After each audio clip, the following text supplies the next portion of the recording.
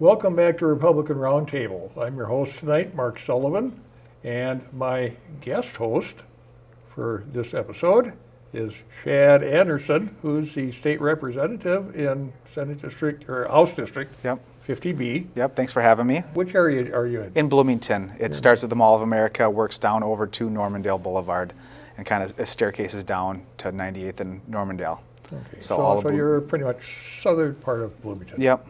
Okay, and how long have you been in office now? I got elected February 9th, 2016, so I'm new. Congratulations. Yep, I'm new, but really excited, really fun. Was there a short time, and I'm ready to get back there in next session. So. Okay, well, we have someone who wants to go and join you up there, and his name is Max Rymer. Yes. You do want to join him, don't you? I absolutely do. Okay, well, congratulations, Max. Welcome. Thank you. And why don't you, let's see, what area you're running in? 49B. 49B. So I'm actually a little bit west of Chad. I cover most of West Bloomington, a fraction of Edina, I like to call it that, and Eden Prairie and Minnetonka, little pieces of those. Tell us a little bit about yourself. Minnesota is my adopted home. So I grew up in Wisconsin, was born and raised in the Green Bay area. Cheesehead. I'm sorry, yeah. I try to stick away from that one. I couldn't resist it. But moved out here for college. So I went to Northwestern College in Roseville. And from there, job market was a little tight, so I did door-to-door sales for a little while. Bounced around a few different places. Again, the job market was very tight for college grads at the time, and ended up starting my own business. So I'm in the digital marketing sphere. Self-employed, that's good. Self-employed, yep. I also run business development for a software company in Minneapolis. So anytime I reference my day job, I could be talking about one of three potential day jobs. And so my wife and I, we've lived in Edina now for the past 2 years. We got married, and we have a little place in Precinct 13 in Edina. Well, what issues are we running into out there? What are some of the things you're seeing? So it's been very interesting because within my district, when we are talking about West Bloomington, we're talking about Edina, Minnetonka, Eden Prairie. Now these are 4 different communities with 4 similar issues. Similar issues, but a lot of kind of varied demographics. Absolutely. Each district, each part of my district is very nuanced, I would say, in the things that people care about. So primarily what my campaign is focused on is lessening the tax burden on families across the board in these suburbs. Creating some economic prosperity for those who want to elevate themselves beyond where they're currently at, especially in West Bloomington. West Bloomington, we do have quite a bit of apartment-style living, low-income housing, that kind of thing. So what I want to do is help create an economic environment in Minnesota that helps lift those people out of that situation through the free market, and then encourages people to do what I did and start their own business and grow themselves economically. That is my primary issue. And then for the retirees in the Edina side, I also want to focus on things like retirement income. Right? We have a gift tax in Minnesota that is unlike most other states. We're one of 14 states with a gift tax. We have a lot of things in Minnesota. Oh, I know. We're a very special state. Yeah. But ultimately, whether you're young or old, we want to create an environment that keeps you in Minnesota and keeps you contributing within my district of 49B. I read a little bit of your website. Oh, good. And it's a pretty nice looking website. I know, right? so you kind of got a background of working a little bit in the legislature, helping in the legislature, didn't you? And there's a little note in your website about what you saw when you were over there. Yeah. So I worked for Pam Myra, and she was a representative in 40A, so Burnsville and Savage.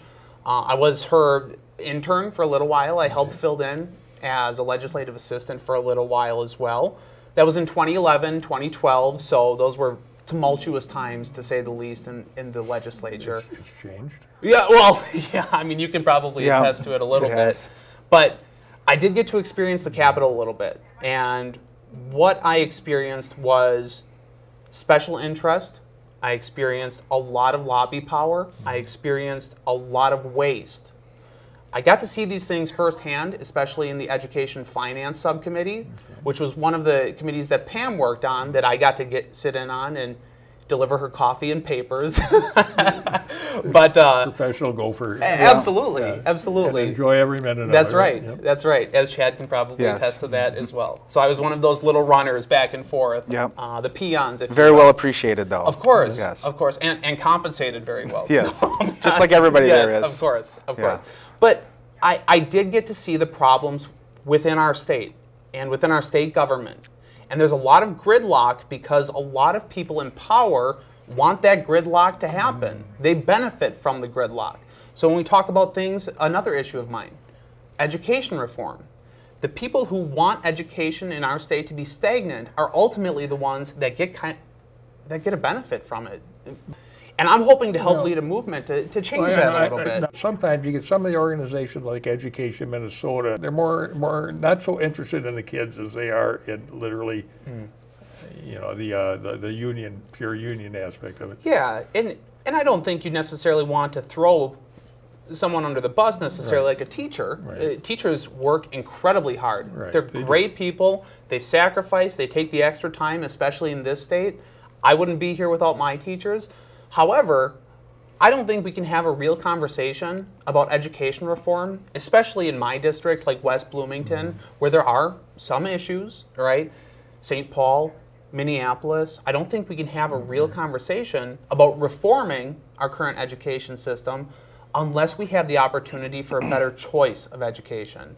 So that's kind of my second platform issue, is making sure that voucher programs, homeschooling programs, private schools, these types of alternative education Now, the sources. vouchers have been thrown around quite a bit. I know there's some years they talk about it, then they always get thrown out as being a bad idea. And I tend to think that's because, again, you have people who want the system to stay the same so they can retain power, so they can earn an income from stagnation. Would not having vouchers and creating some competition in education would actually create better education? Right. Or am I totally walking off a short period? I think you're spot on. I really do. I think so many good things in the marketplace come from the fact that there is competition.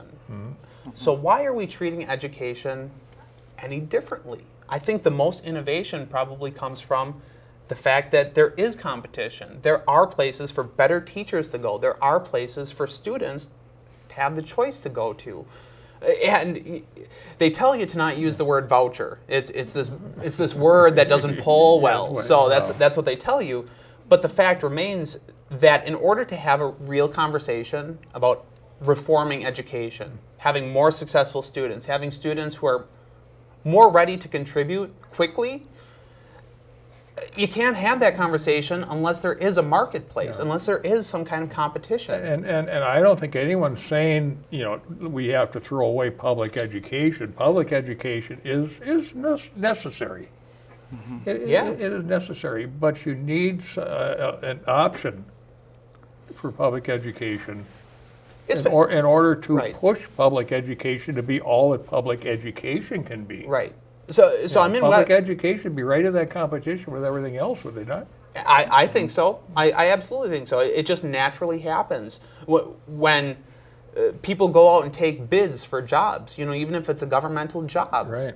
They go and they vet multiple sources. Government can't put a job out without taking bids. Why not education? Absolutely. So I'm in the business of web development. I work very closely. I'm actually in the process of doing a website for the Minnesota Independent School Forum. So these are people who advocate and lobby for alternative education choices. And some of the results that they've seen just from providing money in grants for private schools, for voucher programs, are astronomical. The student success, the graduation rates, the success in college, these are all things that are improved when we have a healthier marketplace for people to be able to decide which schools to send their kids to.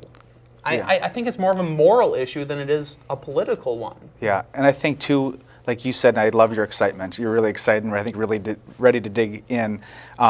It's just trying to figure out the issue. What is the issue? What is an answer? And I think sometimes everybody's so stuck in a box that says, okay, this worked. How do we change this, instead of getting outside and starting a new box? And I think that's what you bring as. This is the way it's always been done. Yeah, it works. Let's tweak it. So Yeah, no, let's start a new box, and not saying we're going to use some aspects, but we are so constrained by what is going on that it's hard to be innovative sometimes, I think. And I think one thing that I also want to bring to our legislature is sometimes the solution, at least it seems to me, is if something doesn't work, let's pour more and more money into it. I tend to be, as a business owner, as an entrepreneur, more of a solution-oriented approach where we say, it's not just money. Funding is not just the problem, because usually it's not. How do we be better stewards, but then also have the results, to say that we have a successful education program in Minnesota? Do either one of you remember the old Profiles in Learning? Chad, you might. It was pretty much a program that came from Washington on down, very similar to some of the Washington-directed Sounds like something that might programs. be happening right now. Very similar. Yeah. But it was all kind of a modular where they had, these are the bullet points you teach in this, and these are the bullet points you teach in that, and it was all almost laid out, so it was almost a cookbook for teachers. Okay. And it was broken when they started it out. It was broken, and they kept, every year they would try and make a tweak on it. They would try and fix it. They would put more money into it. Yeah. And year after year after year, it just stayed broken. Right. And you just couldn't get the legislature to finally say, it's time to throw it out, try something else. Until finally, after it was late in the first decade of the century, I think they finally just said, okay, it's broken. We got to try something else, and they finally did get rid of it. Yeah, it's hard to get to that point sometimes because it is you sink a lot of money into something right away, and then think, okay, if we just throw another 5% at it, let's try it. And there's so many things that happen down at the Capitol. We got everything else already. Yeah, and you need someone to take that, and that's what's so interesting is the representatives up there we're just people. It's not, and we're out there. Sometimes I think they think it's their own money. Yeah. Because it's kind of, well, we did this. I don't want to be the one responsible for throwing away all this money because it's broken. Let's feed more in and see if it works. To see if it works. So they'd rather throw more money at it. That's kind of a universal solution. Yeah. Yeah. Well, you always want to make the point as well. Even a really good educational choice program opens it up for a lot of people who may not have had that option before. Unfortunately, government can't replace timeless things like parenthood. It can't replace teaching responsibility. Government will never have that responsibility, even if it wants to. So what we do as a government, I think, is give people options, give people a fair marketplace to compete, even in education, to say, let's give all kids the best opportunity to succeed. Understanding that, Chad, you're the father of 4. You can't be the father of, 200,000 people. Yeah. However, the government's responsibility is to harbor, create, and protect a free market. And I don't think that school choice is an exception to that. Yeah, So government's not there to do it for you. absolutely. Government's there, if anything, to open it up and make it so that you could do it for yourself. Absolutely. So the theme of my entire campaign is really empowering yourself. I'm asking for your vote because I want to take that vote and give you the best opportunity to succeed. I can't promise you a bunch of things. I can't promise you a bunch of money. I can promise you that I'm going to work hard in the legislature. There's going to be plenty of people up there asking you for promise of money. I know that. And I think and there is, isn't there, Chad? Yeah, I mean, maybe I was too new. I had lobbyists in all the time, and I renamed them issue educators because I actually learned a lot from them. I mean, they're obviously pushing their agenda, but everybody is. I mean, a constituent calls you, and they're going to say, this is what's important to me. So you just have to filter, because I would have a lobbyist come in and say one thing, and then a different one come in and say the exact opposite. Right. And so it's like, okay, now let's come up with, You kind of try and filter it to what you believe, what you promise the people you would do when you went into office. Yep. Right. Unfortunately, that piece is a piece I find fundamentally wrong with the way that our government works at a state level, at a national level. I tend to think that even though I know lobbyists are a real thing, special interest is a real thing, Well, I saw it during my time at the Capitol, but really I'm going to be working hard, and I may not fundraise like everybody else, that may not happen. It's not going to be from lack of effort. But what I'm spending my time doing right now and until November is getting to know my voter, getting to know what my voter cares about, and my time at the Capitol will be to serve that voter. I'd like to say that I will not be beholden to special interest, and I won't, because ultimately I'm not looking for their money. I own my own business. I'm a pretty young guy. I have a long life ahead of me. I think you're young, but then again, everyone looks young to me. I will, yeah. I also, I happen to be the #1 demographic in my district too. So I'm just throwing that out there. Identity, that's good. Yeah. But I do think that the special interest piece is something that's fundamentally wrong with our state government. When we were talking about unionizing home health businesses, to me, hearing people who have actually been on the ground level at that, hearing these mothers who took care of disabled children, right? That whole issue, in my opinion, was driven by a powerful special interest. It was driven by someone behind the scenes, right? And that the governor pushed for it because primarily of special interest. I don't even think that he believed in it. It really did appear that it was a payback. Absolutely. In all honesty. And that happens all the time. National, state government, what have you. And frankly, I think I'm a little tired of it. My constituents are certainly tired of it. As I door knock, they do talk about national politics, but another thing that happens, people are so jaded about this process, right? I mean, young, old, people in Minnesota especially think that, things just don't change. And I think it's a product of that. I think it's a product of, for years and years and years, a special interest controlling at a state level most of the government, I would say. Yeah, I mean, and I agree. Some of the people I used to run into when I campaigned back in the old days, I would literally say, I can't really follow it. I don't understand it that much. All I know is I just plain, I vote for whoever is not in office. If he's in there, it's time for him to get out. I'm going to vote for the other guy. And I mean, that would work well for me. Yes, not so much for me. Didn't have a clue if that person was performing for him or not, doing a good job. Right. That maybe the person they would have voted for was the devil incarnate. They didn't know. I'm going to vote for the guy who's not in. Yeah.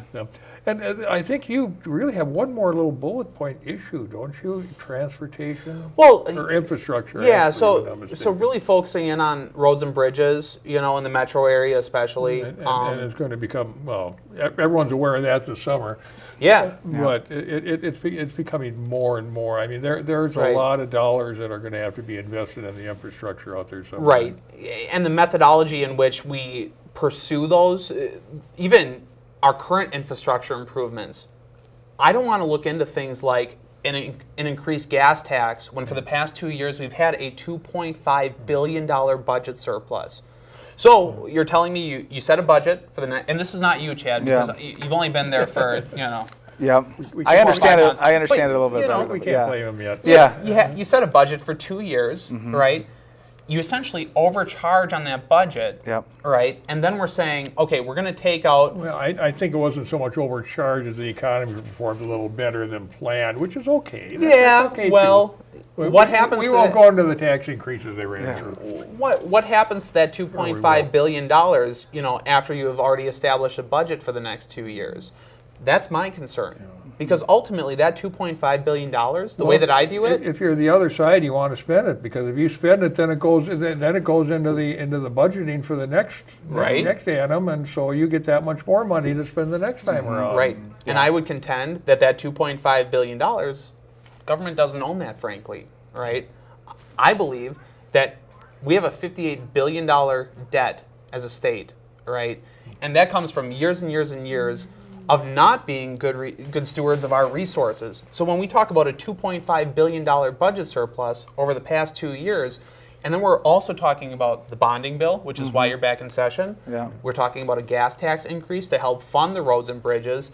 What about this transportation amendment we passed a few years ago that was supposed to be the solve all? Yeah, right. So the one that was we can spend only up to this much for roads, but we can spend over this much, you spend 100% for transit if you want, but you can only spend Right. 50% for roads. Right, and we do also get into that conversation, which is pretty polarizing. And I mean, and I know myself, I keep asking, okay, how much of that amendment money is going into transit now? Is any of it going to roads? Right, right. It would appear that way because we're talking about how can we get new revenues through the gas tax to fund the roads. So with the light rail specifically, or we already subsidized $22 a ride for that. Yeah, Right. well, that's So I don't know. For the North Star? Right. Yeah, the North Star is $22 per Right. ride each way. If people take it every day, that's $900 a month per person, which means we could lease out a new Mercedes and pay for their gas, and it would be for each person, and it would be cheaper Right. than the North Star line. And see, that sounds like a pretty good and program. light rail compared to bus isn't any better. Light rail's another black hole. Yeah, and Ventura's choo-choo. Yeah. Well, that's with the Southwest Light Rail, it's $2 billion for 12 miles. So how could you solve a transportation problem with $2 billion plus then $30 million a year ongoing? And how much for roads? And roads actually return on the investment. I believe Correct. Roads return like $5 for every dollar or something like this. Whereas light rail, you lose 80 cents on every dollar. right. Right, and not to mention, as Chad mentioned, especially for now the Southwest Light Rail, that's going to be somewhere closer to $44 per ride, subsidized. Those are the last numbers that I heard. Okay. So, Yeah, I mean, it find- loses it. Yeah, it's crazy. I mean, if we were gonna invest $2 billion plus $30 million a year in 12 miles of roadway, I mean, is there a way we could spend that $2 billion and plus $30 million a year better than to free up congestion to get Right. people where they want to go? Well, So we got, it's safety. It's a safety issue. It literally is when you're talking roads, you're talking bridges. We still have, I'm guessing, numerous bridges that are still in mediocre or Right. questionable shape. and a lot of our roads That too we haven't got are to sitting yet. there on 50 years old without significant maintenance done to them. There's a few of them. It's like driving across the face of the moon. Yeah, absolutely. So that is the third issue that I'm hoping to focus on is no pie in the sky additional ways to get revenue, using existing revenue we have to focus on the lowest hanging fruit priority in transportation, that being our roads and bridges, right? The other piece that I just wanted to make mention of, going back to education, was I work in web development, Okay. right? So you have certain languages that people build websites and applications in, that kind of thing, right? So we're talking about things like Swift, Python, Ruby on Rails. These are all kind of web development pieces. I think that in terms of education finance, we can have more directed spending for our public schools to focus on how do you actually build these things. We have teenagers who have iPhones. They all have iPhones. They're all looking at their iPhones all the time. But none of them can tell you why Angry Birds happens on their phone, all right? I think one of the biggest poverty erasers in the next 20 to 30 years, especially in Minnesota where we have a huge tech culture, is the ability to code and do it well. So what I'd like to see happen, another piece of my education platform, is this innovative idea that we actually do more for our students than just hand them an iPad and say, hey, look at us, we're a progressive institution. Instead, what we do is we have more directed funding into entrepreneurs, tech entrepreneurs coming into these public schools and speaking, right? Kind of a STEM approach. yeah, Certainly, but when we talk about STEM, there's also not, that technology piece of STEM is so vague. I want to help focus on coding because coding has changed my life, all right?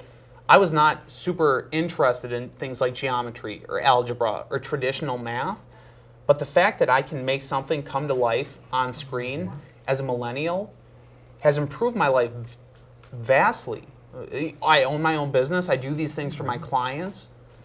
These are things and ways for our students to get better engaged with what they're actually in front of every single day. So that's another piece of my education platform that I really want to make clear to the viewer, that not only are we talking about educational choice, we're talking about a tech-focused education program. Something more designed toward what a lot of these kids are going to be running into when they finally hit the And real get a job world. right away. Absolutely. And Absolutely. something functional more than just being a user. They're Right. actually more toward what do you say, contributing or operator. Right, and so when we talk about things like Swift, which is an app development language, my company, other companies in the Twin Cities, software developers in the Twin Cities will pay you $75,000 to $85,000 right out of high school, so long as you have the skill set. So how do we empower students to be more quickly educated in the technology sphere and get plugged into what actually drives our economy right now, that being software and technology primarily? Well, Max, we're getting down to the last few minutes. Is there any last or real any point you really kind of want to make? And then I'd also kind of like to make sure that your website or how to contact you if anyone wants to. Absolutely. Either contact you, talk to you, ask questions, or help out. Right, right. I think it's really interesting. I don't want to get too much into the national election, but when we talk about what kind of year is it, it almost seems like it's the year of the outsider a little bit.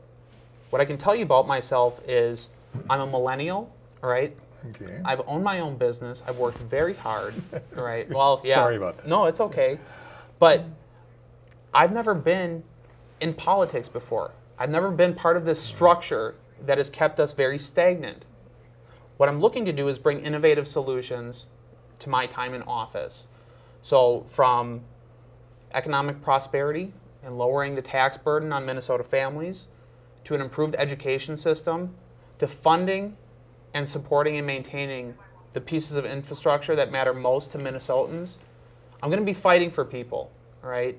And as a state representative, that can be overlooked sometimes because I'm not Hillary Clinton, I'm not Donald Trump. I hope not. Well, but ultimately, what I am going to be doing and what I promise to do from here until November and beyond is fight hard for my constituents in 49B. Because we've been given so much as a state, we really have. We have great people, we have some great landmarks, we have a pretty good, what I would call baseline for an economy, baseline for tech culture, culture in general.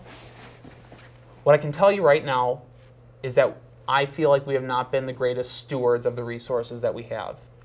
And as a small cog in a larger machine, I'm hoping to be part of that change in Minnesota in 49B. So that's what I can tell you. My website is maxforhouse.com. And I built it myself. So you can also call me if, homemade. yeah, you can call me if you need a new website too. So Yeah, I just may do that. Well, very impressive. Very, very impressive. thank you. And how's it been out there so far? Has it been good response at the doors? And Yeah, it's been really interesting to be part of a district that does not currently have a representative that has been active in the community. Many people have been very appreciative that me, myself, not a union, not a special interest group, have knocked on their door. We're taking a lot of credence from Chad's campaign.